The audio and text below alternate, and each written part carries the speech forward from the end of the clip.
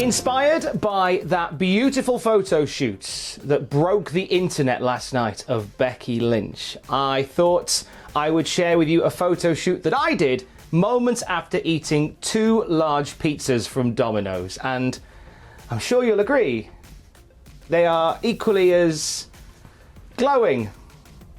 Here is your wrestling news.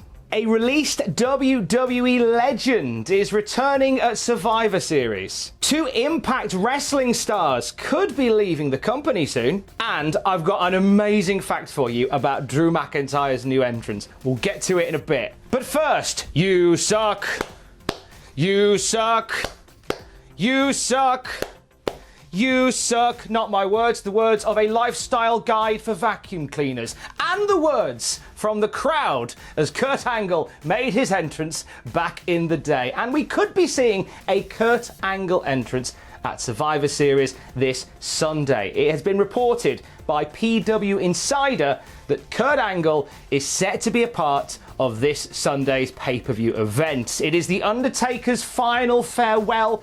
He celebrates 30 years with the company, and there's some special guests that have already been announced, including members of his backstage gang, the Bone Street Crew. Savio Vega and the Godfather are going to be present there, and we can also confirm that Kane will be a part of the show as well, and now Kurt Angle set to join that roster as well. Kurt Angle and The Undertaker had some memorable feuds over the decades. It seems like every time they got in the ring together, they made magic. So it's really great to see Kurt Angle as part of the final farewell to The Undertaker. We nearly had Angle back a little sooner than this. We talked about this months ago on the news, but Kurt Angle was offered the chance to come in as Matt Riddle's manager. Sorry, Riddle's manager. And he turned it down, basically saying he had other stuff going on and the money wasn't quite right. So that was that. There was also talk recently that Kurt Angle was going to be part of Bound for Glory. It was reported that Impact Wrestling had made a pitch to bring Kurt Angle in for the company's big end-of-year show. And they had some big plans to make Kurt Angle once again part of the company, but those seemed to fall through just a week or so before the event. This is probably why. Chances are WWE said, come and do this Undertaker thing. If you do that, you can't do this. That's probably what happened. Be nice to see Kurt Angle as part of the show on Sunday. Look out for Kurt. Don't know what he'll be doing yet. I don't know what any of them are going to be doing yet. Whether they all just stand on the apron and clap. Whether they all roll their eyes into the back of their head and an homage to The Undertaker. We'll see. Staying with Impact Wrestling, we could be saying farewell to 2 former champions within Impact Wrestling, as Ethan Page and Taya Valkyrie both have contracts that are expiring this year. This comes from PW Insider, who say both have contracts expected to expire at the end of this year, and both deals are up at the end of December. Now, Ethan Page has sort of alluded to maybe changes in his life going forward in his recent blog. It'd be a shame to see Ethan Page go, part of the North. Some stellar work as the World Tag Team Champions in Impact from Ethan Page and Josh Alexander. Taya Valkyrie would be a great loss as well. Taya was the longest reigning Impact Knockouts champion.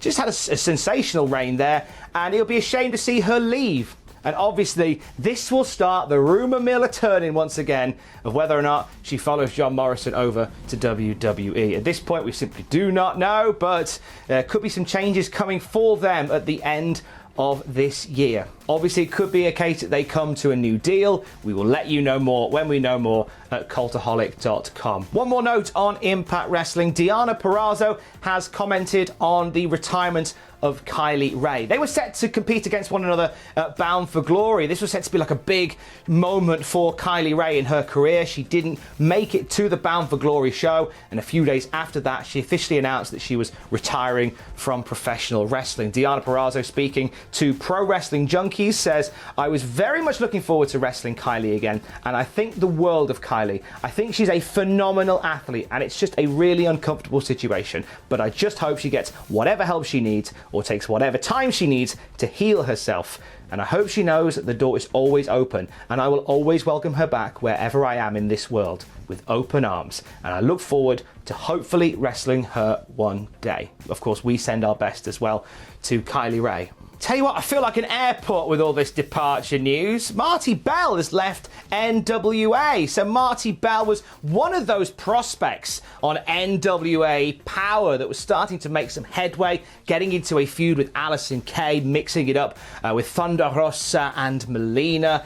And she revealed that she is now a free agent. She posted a tweet yesterday saying, "Thank you, NWA, for giving me the opportunity to be a part of the talented locker room and create some amazing moments. I met incredible people that I'm sure I will see again. I'm no longer signed to a contract with NWA.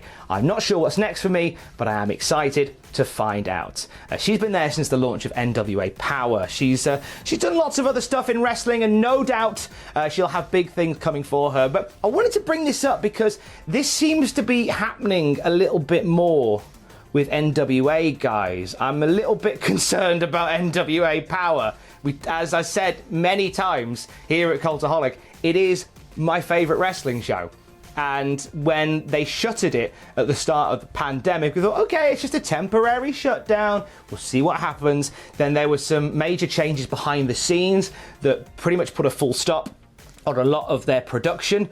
And then we saw the likes of Ricky Starks going to AEW, Colt Cabana going to AEW as well. We saw Stu Bennett return to NXT. We've seen Thunder Rosa and Eddie Kingston part of AEW as well. Thunder Rosa not signed to AEW. She has said she's still signed to NWA, but been a lot of rumours swirling about what is next for her as well. We've seen all the championships, with the exception of the NWA World's Championship, that have been sort of recognised on Power, changing hands on the United Wrestling Network's weekly pay-per-views.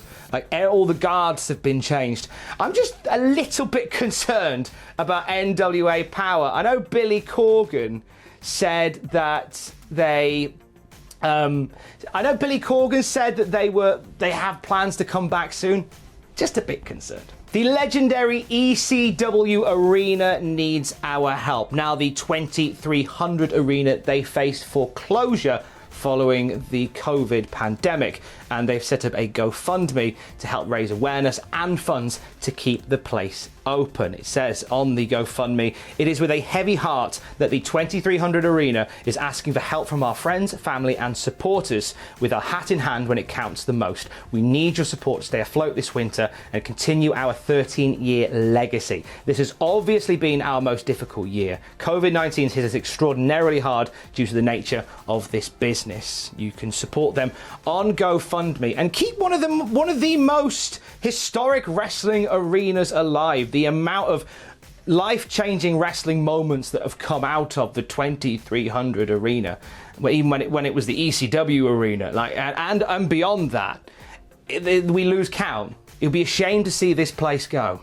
And finalamo, can I drop a really amazing fact on you about Drew McIntyre's new entrance? So, you know, he comes out with the sword, the Claymore sword. That's what it is. It's a Claymore sword. Fun fact.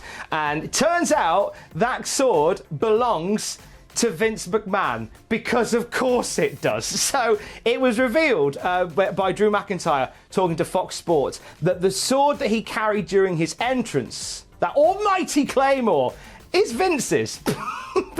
He said it was a gift to Vince from Triple H and Stephanie McMahon.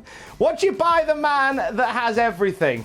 A massive sword. Of course you do. You probably knew it was Vince's before we'd even started this bit. Is Drew leasing it? Like, does Vince want it back at the end of every day? Has he put like a deposit down like you used to do the NWA World Championship? Incidentally, Drew is also looking for a name for the Claymore, and some of the suggestions on the replies on that tweet have been wonderful. Swordy McSwordface is one of my favourites. I'm quite partial to calling it Alan.